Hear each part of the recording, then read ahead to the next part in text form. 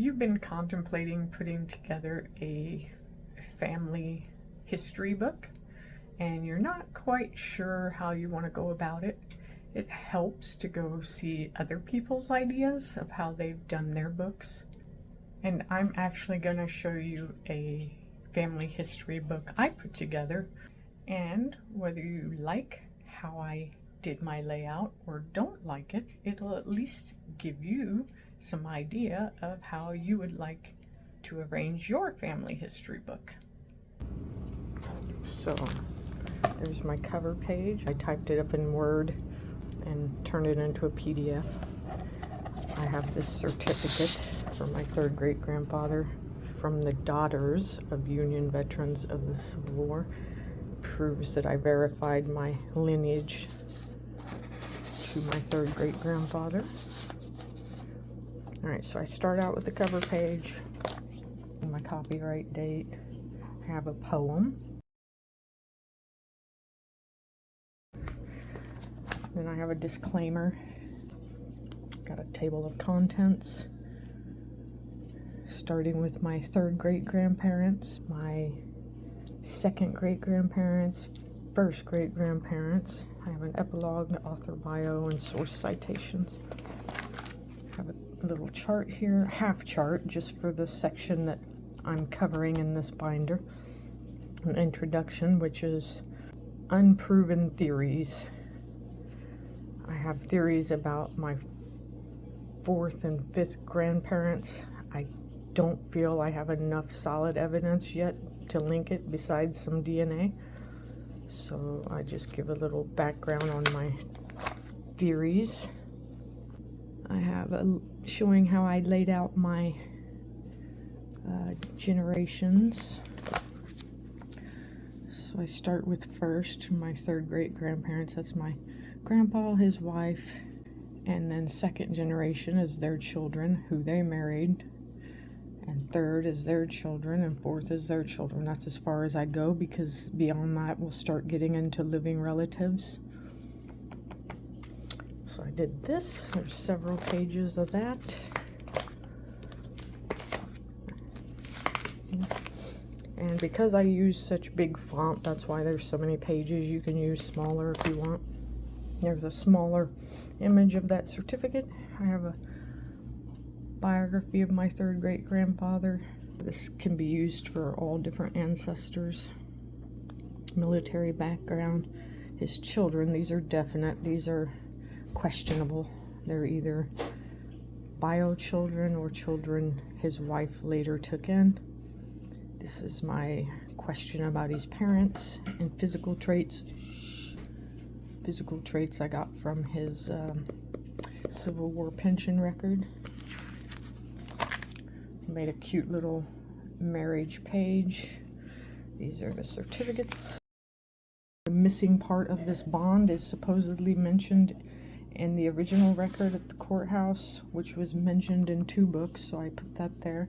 There's the 1850 census that has my third grandmother's parents and her siblings.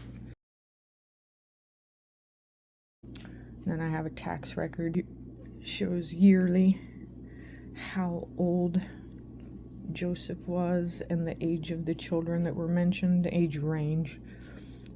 See, then I got the 1860, the only census I have of Joseph and Mary and their children together. It's the only one I have mentioning Joseph. I don't know where he was prior to this Mary in 1854. I don't know where his location was for sure. I have theories. And by 1880, he has died. And this is from the General's Report, his military. I made a cute little page for his muster rolls. I got various documents from his Civil War pension records. This is his height, weight, skin color, all that. I highlighted dates and pointed important facts out. I got some sample letters from doctors, family, friends, and there's some other thing I pointed out that he was honorably discharged according to his own account. Here is where a court record I found where he was deemed a pauper.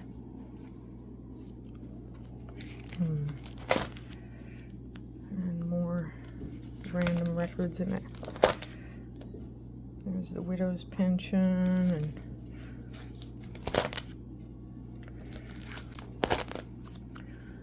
but this is agriculture thing showing the farming stuff.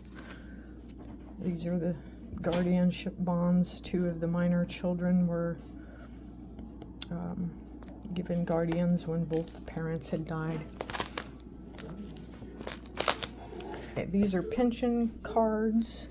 Shows the application and certificate numbers and who drew the pension, what year.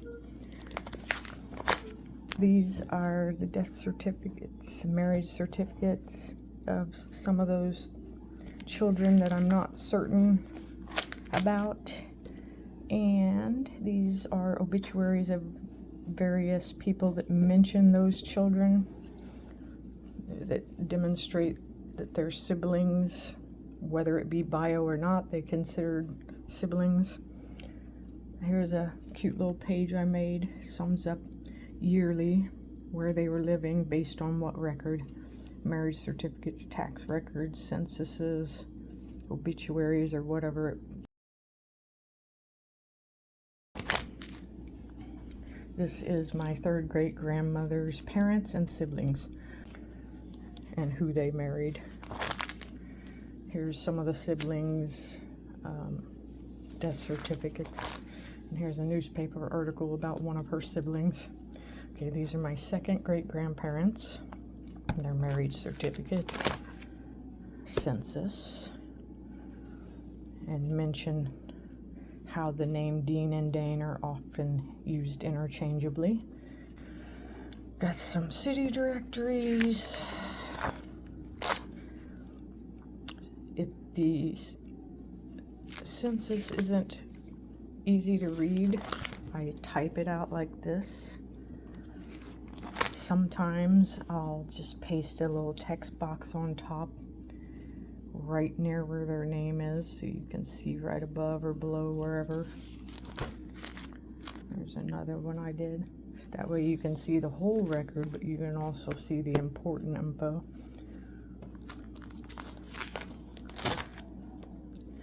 Got some death certificates, the last place she lived before dying. This city directory, she was living with her son.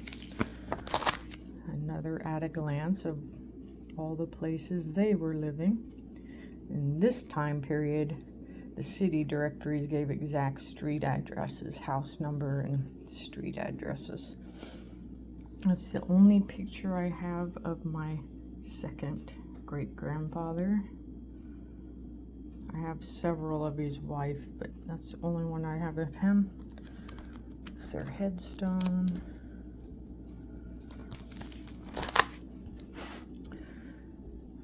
This is my 2nd great-grandmother, her parents, and her siblings. This is a book by a cousin of mine, a distant cousin, and he did a lot of research on the Martha's Danes line, especially her uncle and grandfather.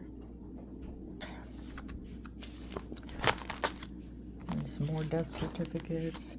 My 1st great-grandmother, grandfather, and grandmother. And there's a picture of the church. I don't know if it exactly looked like that when they married, but it's the oldest one I could find on a postcard. And here I did an arrow drawing up to where they were and summarized it that way.